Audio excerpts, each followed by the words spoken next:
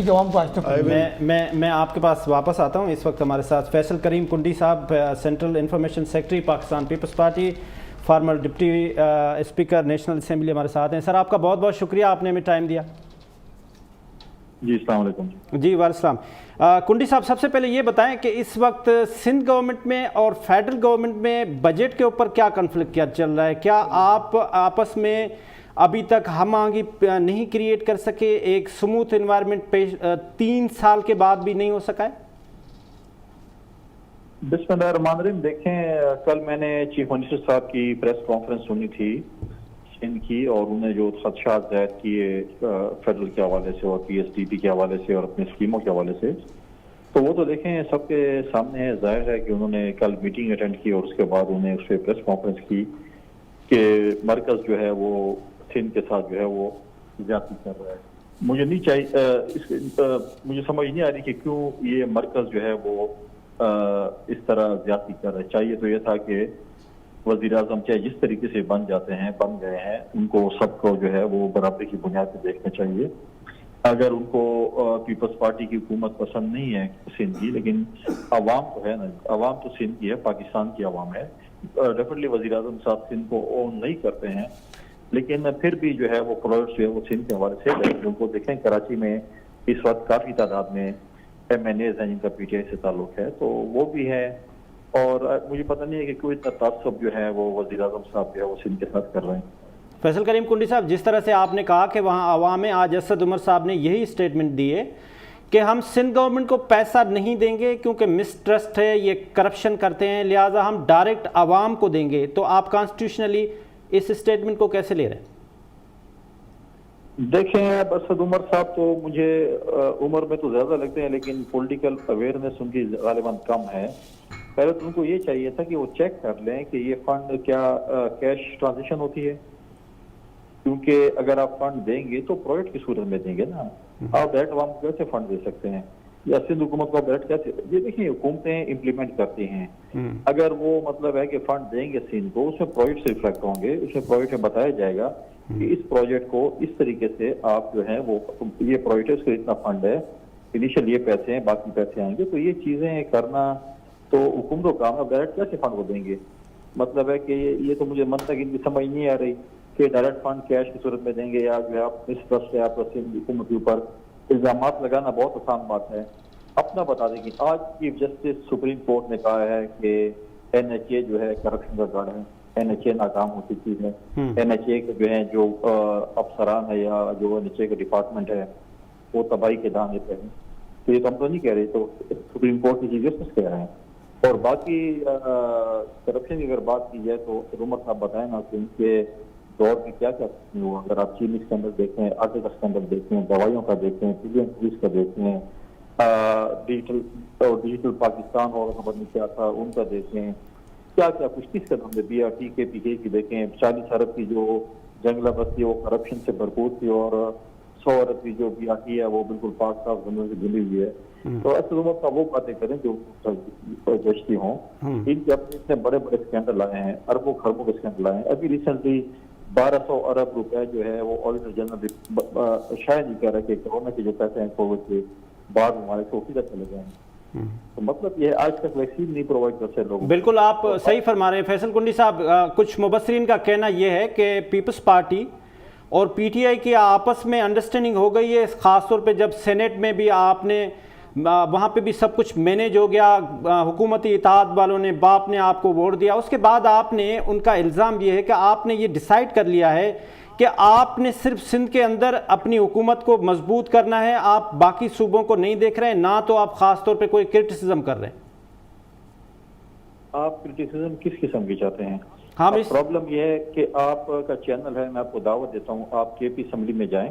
जी, मेरे छोटे भाई उसके वहाँ पर MP हैं, डिप्टी पार्लियामेंटर हैं। उन्होंने, आपने जो सिंध पे के पानी पे जो आवाज नहीं उठाएगी जो हमने उठाई है KP में, 1991 के एकाट के बाद इस मुल्क में पानी की यूटिलाइजेशन के लिए 4 नहरें बननी थी। उनमें से 2 नहरें कंप्लीट हो गई है, एक कंप्लीशन पे है, और चौथी कैनाल जो कि KP में बननी थी वो भी शुरू भी नहीं हुई। हमारा पानी जो है वो दूसरे सूबे इस्तेमाल करते हैं। अगर हम उसका हिसाब लगाएं इरसा के मुताबिक तो 600 अरब रुपए हमें इस स्टेट में देने सूबा खैबर पख्तूनख्वा को। हमारे बिजली की रॉयल्टी, हमारी गैस की रॉयल्टी, हमारे तंबाकू की रॉयल्टी, इन सब के लिए हम बहुत आवाज उठा रहे हैं। लेकिन क्योंकि मीडिया है, छोटे सूबे की खबरें नहीं रहेगा था, आपको सिर्फ सिंध नजर आता है या पंजाब नजर आता है, बाकी सूबे नजर ही नहीं आते। जब आप हमारी आवाज उठाएंगे तो आपको पता चलेगा।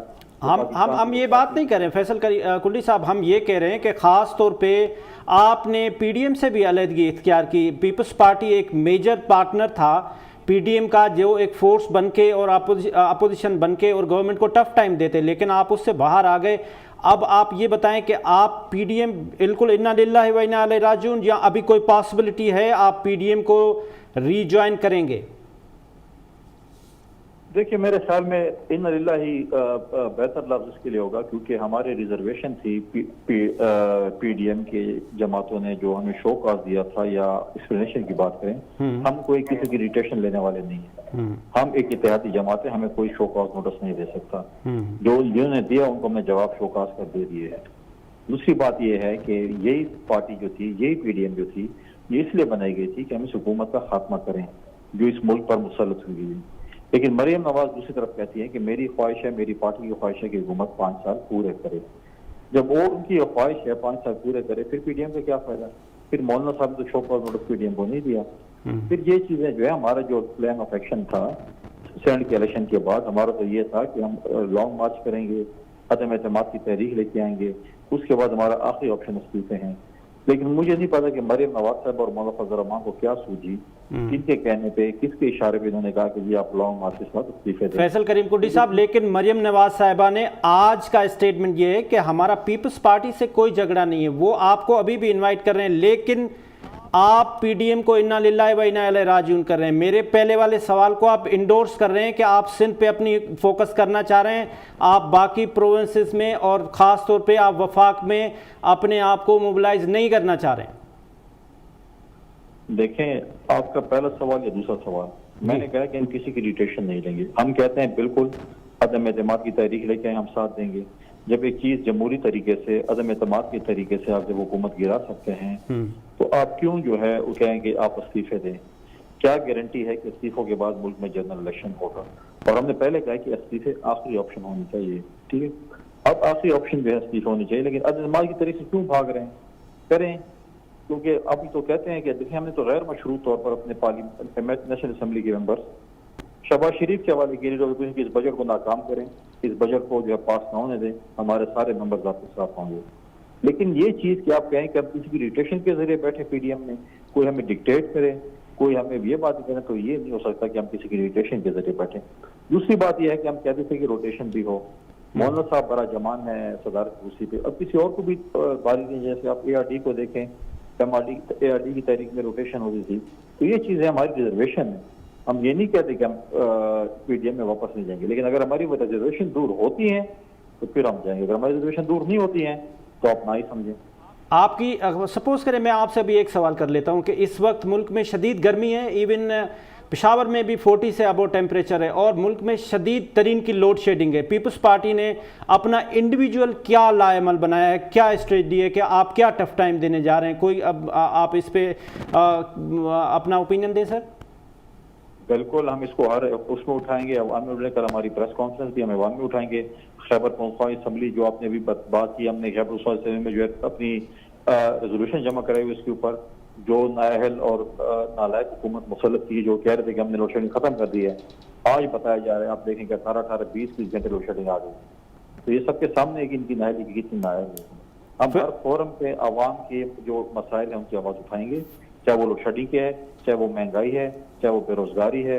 आप मुझे बताएं कि आप के सिंध में जो वर्कर वेलफेयर बोर्ड के फ्लैट्स बने थे सखर में, वहां सिंध हुकूमत ने free of cost worker welfare board के फ्लैट स्कीम किए, लेकिन वही फ्लैट जो KP और पंजाब में बने थे और हमारी हुकूमत में शुरू हुए थे, वो इन्होंने जाके हाउसिंग प्रोजेक्ट अपना का बोर्ड लगा लिया कि हमारा हाउसिंग प्रोजेक्ट है।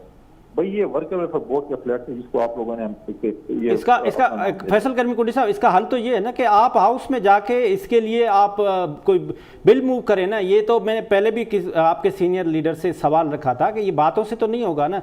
ये वर्कर वेलफेयर बोर्ड का है तो वहाँ पे आपका सोशल सिक्योरिटी का डिपार्टमेंट होता है, लेबर डिपार्टमेंट होता है, वो इसको हेड कर रहा है। तो आप इस चीज़ को अपने हाउस में पेश करें ना। देखिए, मैं खुद पार्लियामेंट का मेंबर नहीं हूँ, पार्टी का इंफॉर्मेशन सेक्रेटरी हूँ। हमने हर फोरम पे, हर प्रेस कॉन्फ्रेंस में, कल भी हमारी प्रेस कॉन्फ्रेंस की हमने उठाया, शायद आपके चैनल पे चला नहीं चला, आपके नुमाइंदा जी बिल्कुल चला जी सर। आज भी हमने ये बात उठाई, हमने हर फोरम पे उठाई, हमने हर असेंबली में उठाई, हमने पंजाब वालों से भी कहा, हमने खैबर पख्तूनख्वा में भी ये जमा किया। आपको जो उसकी जो कार्रवाई है, अगर आप केपी असेंबली में आपका कोई नुमाइंदा है, पीट रिपोर्टर, आप उसे चेक कर सकते हैं कि हमने क्या क्या आवाज नहीं उठाई के पीछे के इस हवाले से। हम उठाते हैं चीजें, ये बात नहीं कि हम नहीं उठाते हैं। अगली इलेक्शन में मेरा आखिरी सवाल है आपसे फैसल करीम कुंडी साहब, आपका केपीके में क्या, आप अपने आप को कहाँ देख रहे हैं 2023 में? इंशाल्लाह हम अपनी इत्तेहादी जमातों के साथ मिलकर इंशाल्लाह हम हुकूमत बनाएंगे केपीके में। PMLN के साथ भी मिलकर बनाएंगे? देखिए, मैं अभी देखता हूँ कि अभी मैं इस पे ये नहीं कह सकता कि हम बना से, ये कबल वक्त है बात करना। मैं अगर आप बोलूँ कि जी नहीं और कल हो जाए, बोलूँ हाँ और कल ना हो। फैसल करीम कुंडी साहब, आपका बहुत बहुत शुक्रिया, आपने हमें टाइम दिया। जी सर।